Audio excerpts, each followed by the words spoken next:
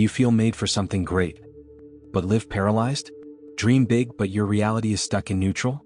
Maybe no one told you, but that feeling isn't laziness, it's an internal battlefield where ambition and fear silently fight. A modern paradox. You believe you were born to conquer the world, but you can't even make your bed, and it eats at you. In this video we're going to expose an uncomfortable truth. Your blockage isn't a lack of ability, it's an excess of expectation. It's fear of your own power. It's clinging to the idea that you need to be perfect to begin.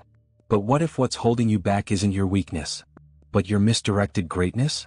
Over the next few minutes, you'll understand why your potential became a prison, how to break out of that cycle, and most importantly, how to build a real life, not just an imagined one. What you're going to hear here isn't self-help, it's a mirror. And maybe for the first time you'll see yourself clearly. 1. You imagine yourself as great, but can't get out of bed. There's a curious contradiction in those who dream big but can barely open their eyes in the morning.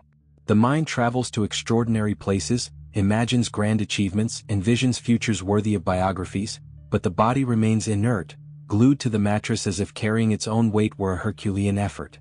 It seems like laziness, but it's deeper. It's as if there's an invisible lock between wanting and doing, between ambition and movement. What few realize is that this abyss between intention and action often stems from the dream's own greatness.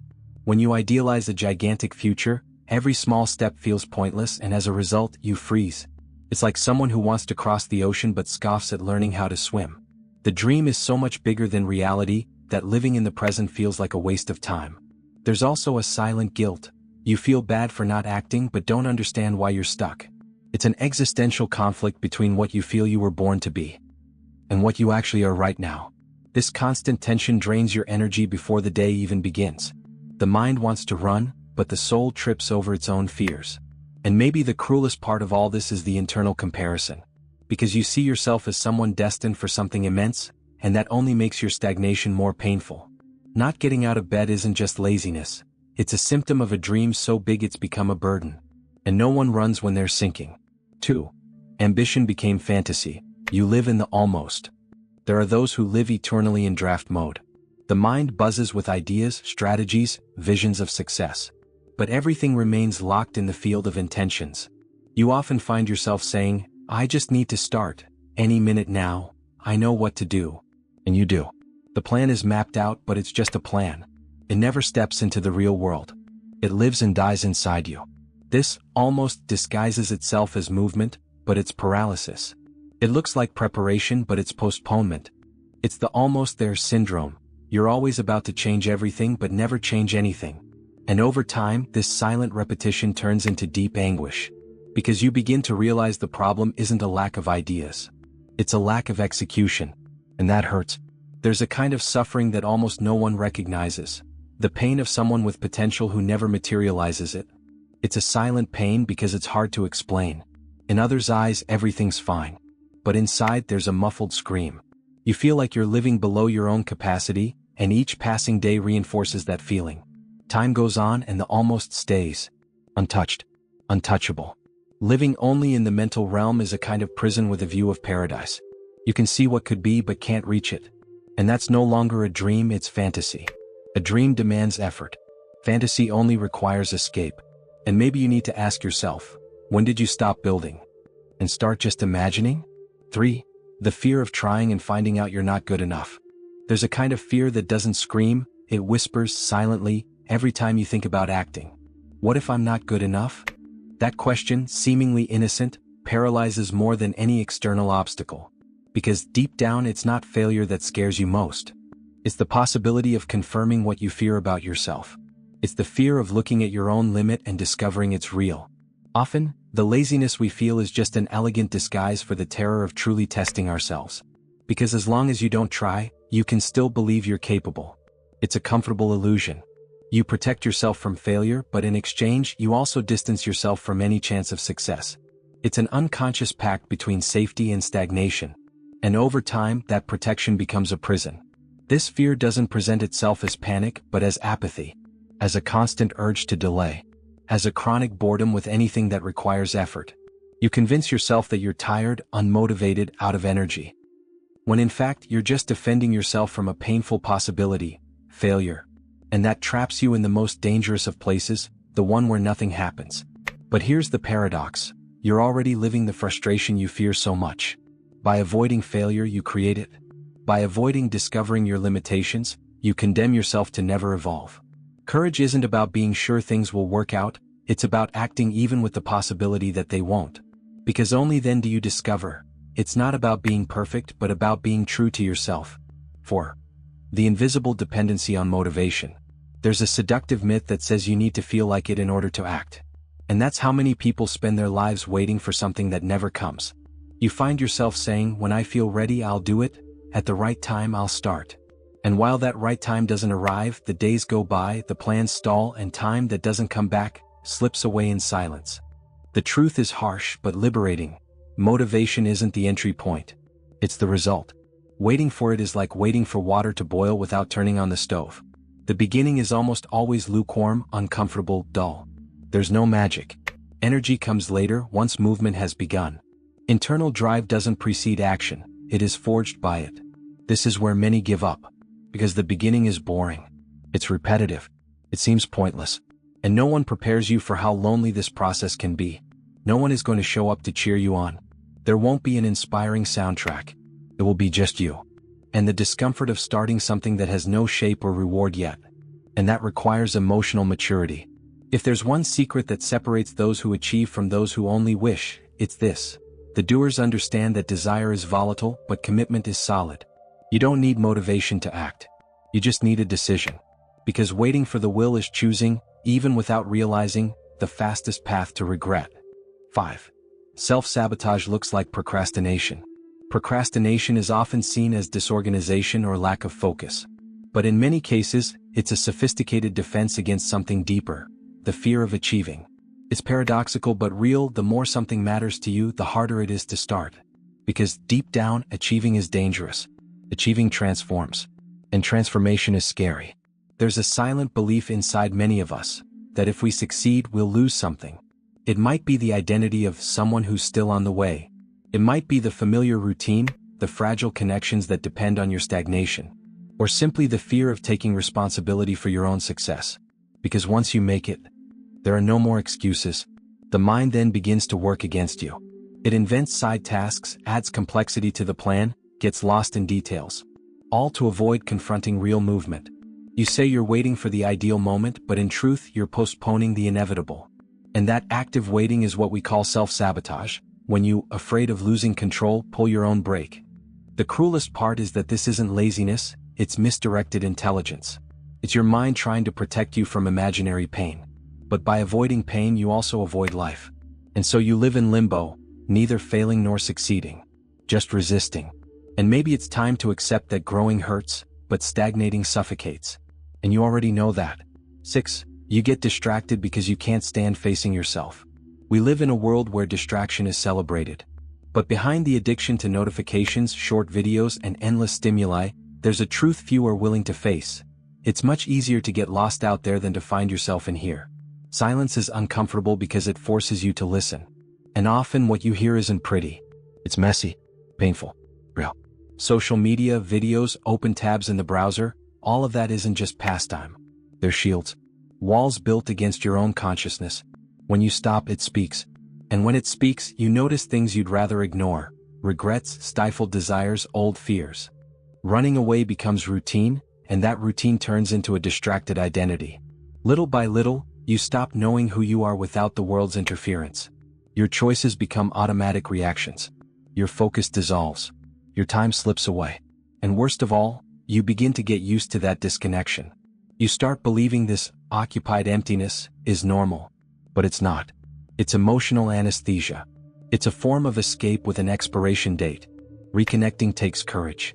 It takes being able to withstand the discomfort of being with yourself. And that's the first step toward regaining control over your attention, your time, your life. Because as long as you're always running, you'll always be losing yourself. And maybe, deep down, what you fear most about silence is the truth about who you really are. 7. The vicious cycle of wasted potential. Few pains are as sharp as knowing you have potential and not using it. It's not failure that eats away at you, it's omission. You look at yourself and see talent, see ideas, feel the strength of something that could become real, but doesn't manifest.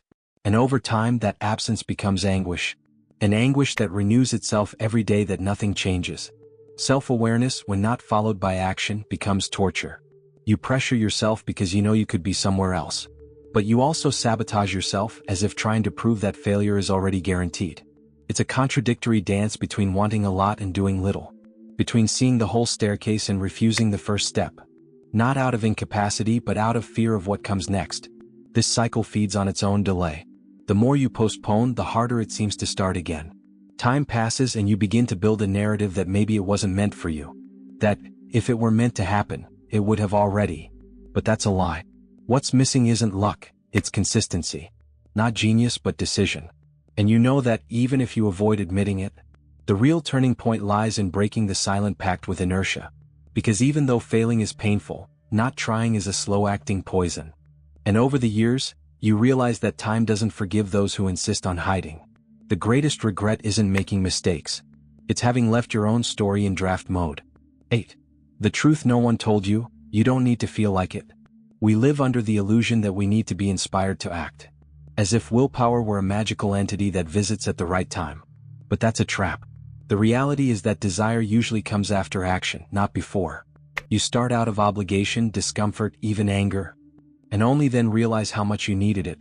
Wanting is born of doing. This logic is counterintuitive because we were taught to wait for the feeling as a trigger. But real life works differently. If you wait to feel like it, you'll live at the mercy of emotional whims. Discipline, a word many hate, is actually the only tool that makes you free. Because those who depend on motivation are slaves to their own mood. Regular action, even without inspiration, rewires the brain. Neuroscientifically, habit reconfigures how your reward system works. You begin to crave what you once avoided. The hard becomes natural. The boring becomes bearable. And the impossible starts to seem merely difficult. That's when the magic happens. It's not talent. It's persistence. The real turning point comes when you stop negotiating with your emotions and start honoring your own growth. The truth no one told you is this: you don't need to feel like it. You just need to get up, do the basics, and repeat. Inspiration is vain. Discipline, though discreet, is what changes destinies. 9. Small acts are more powerful than big dreams. There's a dangerous romanticization of grand dreams. They seem noble, inspiring, visionary. But when not translated into action, they become mere sophisticated illusions. What transforms a life isn't epic plans but consistent small gestures. It's the almost boring daily repetition that, over time, builds something extraordinary. The world doesn't change with intentions, it changes with movement. Many people get lost trying to perfect the ideal plan. But while they think, analyze, reorganize, life goes by. And that small, simple, maybe even imperfect step would have been infinitely more valuable than yet another afternoon of reflection. Because only those who act find out. The rest just theorize. And living in theory is living halfway. Every small choice counts.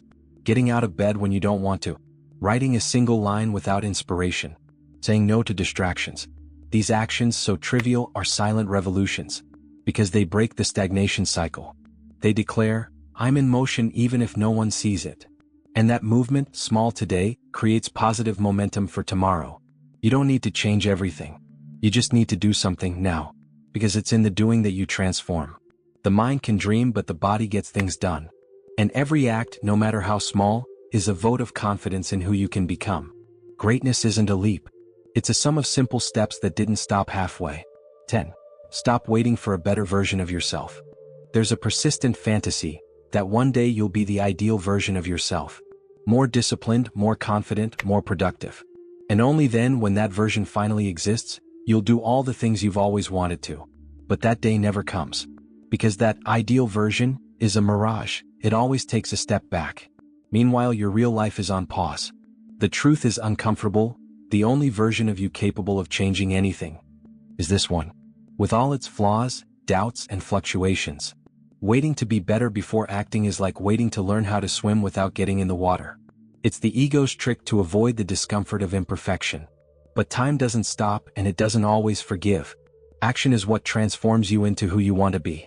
Not the other way around. Every choice made today with the resources you have now builds the path you've been waiting on for years. And maybe that waiting was the biggest waste of all. Because deep down, there's no such thing as an ideal tomorrow. There is only today. Raw, incomplete, but real. And that's where change begins. Enough with future plans for a fictional version. Life demands presence. It demands responsibility with the now. And now is all you have. There's no better you waiting up ahead. There's only the you in motion, and that is strong enough to begin. To begin small. To begin scared. But above all, to begin. What holds you back isn't a lack of dreams, it's too much waiting. The truth is, you don't need to be stronger, smarter, or more prepared to act. You just need to stop postponing. Because life doesn't offer replays, and every day spent waiting for the ideal version of yourself is one less day lived with authenticity. You already know what you have to do. What you lack isn't clarity, it's courage. And maybe the biggest shift you can make today is this: choosing the discomfort of action over the comfort of stagnation. Small steps, taken consistently, are more powerful than grand revolutions that never begin. If this touched something inside you, subscribe and turn on notifications. Because here, every video is an invitation to leave autopilot and reclaim your role as the main character in your own story.